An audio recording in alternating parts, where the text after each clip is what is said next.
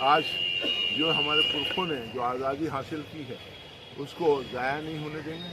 اس کے لیے کوئی بھی ہم لوگوں کے خلاف کوئی کتنی بھی بڑی طاقت ہو وہ ہم لوگوں کے خلاف اگر کوئی کارروائی کرتی ہے تو ہم لوگ ایک ساتھ ہو کر متحد ہو کر لڑیں گے اور اس کا ہم لوگ پاس رکھیں گے. اس جھنڈے کا بھی پاس رکھیں گے, دستور کا بھی پاس رکھیں گے. خلافت کا جو تواریخ ہے وہ ہمیشہ سے ہی پولیٹیکل تواریخ رہا ہے.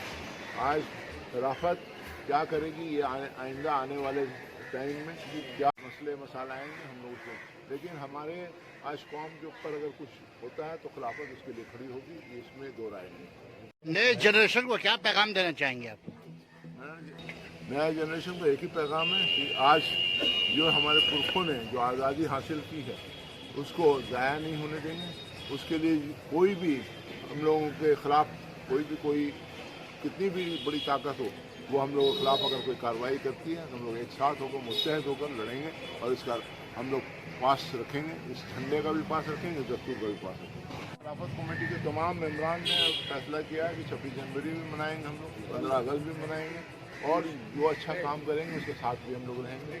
ہم لوگ کوئی پولیٹیکل ادارہ نہیں ہے لیکن ہم لوگ اچھے کام جو کریں گے ان کا سپورٹ ہم لوگ دیں گے. خلافت کا جو تواریخ ہے وہ ہمیشہ سے ہی پولیٹیکل تواریخ رہا ہے.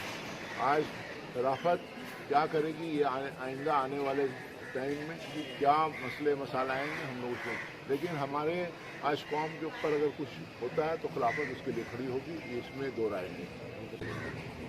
پیغام یہی ہے کہ ہم لوگ خلافت کے جھنڈے تلے جس طرح خلافت آندولن چلا تھا اس طرح سے مطلب ہم آئین اور دستور کو بچانے کے لیے پھر سے آندولن چلائیں گے, پھر دوبارہ آندولن چلائیں گے, اپنے دیش کی رکشا کریں گے اور جمہوریت کو بچائے رکھیں گے. اس کے لیے ہم سب سارے عوام کو کھڑا ہونا ہے اور خلافت تو ہمیشہ آگے رہتے ہی ہے. اور خلافت تحریک جو تھی جنگ آزادی کا سنگ میل تھا. خلافت تحریک جنگ آزادی کا سنگ میل ہے. خلافت تحریک کوئی معمولی بات نہیں ہوئی تھی, 20ویں صدی کی بہت بڑی آندولن تھی. آندولن کرتا رہے گا.